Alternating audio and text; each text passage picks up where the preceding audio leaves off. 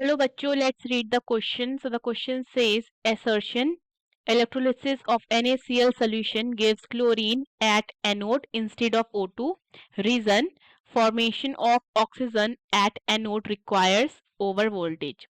So we have the four options. Option A, both assertion and reason are true and the reason is a correct explanation of the assertion. Option B, both assertion and reason are true but reason is not a correct explanation of the assertion. Option C, assertion is true but the reason is false. Option D, assertion is false but the reason is true. So the key concept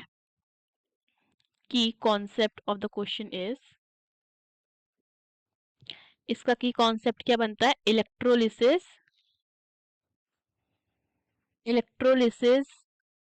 of NaCl. ठीक है. सो अगर हम क्या करते हैं, electrolysis करते हैं NaCl का, सो हमें पता है कि इलेक्ट्रोलिसिस में जो इलेक्ट्रोड यूज होते हैं, एक कौन सा होता है? Positive one, that is anode. ठीक है. एक होता है negative one, that is cathode. ठीक है. सो जो पॉजिटिव वाला होता है उसमें ऑक्सीडेशन हो रहा होता है. ठीक है. Oxidation occurs at anode.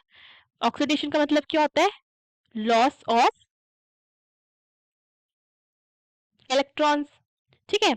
And at cathode which is negative क्या हो रहा होता है? रिडक्शन हो रहा होता है. रिडक्शन हो रहा है, that is gain of. Reduction मतलब क्या होता है? Gain of electron. So oxidation happens at the positive one. ठीक है. Because there is where negative ions lose electrons.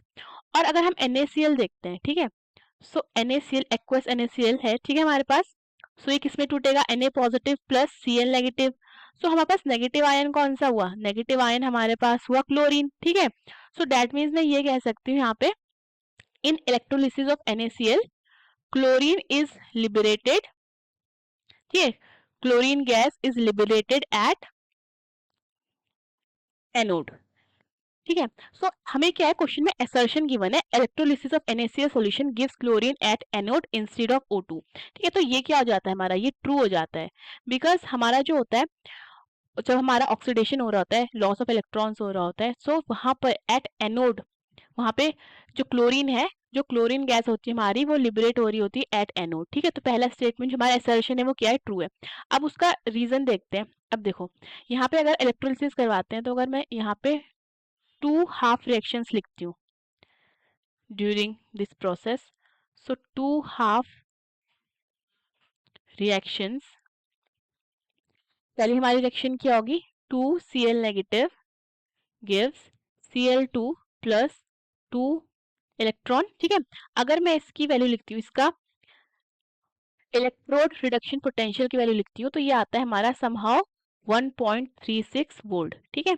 And मैं दूसरी रिएक्शन लिखती हूँ, that is 2H2O gives O2 plus 4H positive plus 4 electron. So इसकी जो E not की value आती है इलेक्ट्रोड रिडक्शन पोटेंशियल की, वो होती है -1.23 वोल्ट. ओके. सो ऐसा होता है कि जिसकी भी जो नेगेटिव या फिर कह सकते हैं जिसकी भी लो वैल्यू होती है E नॉट की, उसको क्या किया जाता है? उसको प्रिफर किया जाता है. ठीक है. वो लिबरेट करता है एट एनोड. बट इस केस में क्या हो रहा है? इस केस में क्लोरीन लिबरेट करेगा eight anode instead of oxygen, because oxygen को यहाँ पे ज्यादा वोल्टेज की रिक्वायरमेंट होगी. ठीक है. एंड वी नो जो एडिशनल वोल्टेज होता है, ठीक है, उसको हम ओवर वोल्टेज कहते हैं. सो ये क्यों जरूरी है फॉर ऑक्सीजन? बिकॉज रिएक्शन में the rate of transfer, the rate of transfer of electrons at the surface, at the surface of electrode. ठीक है. And solution 2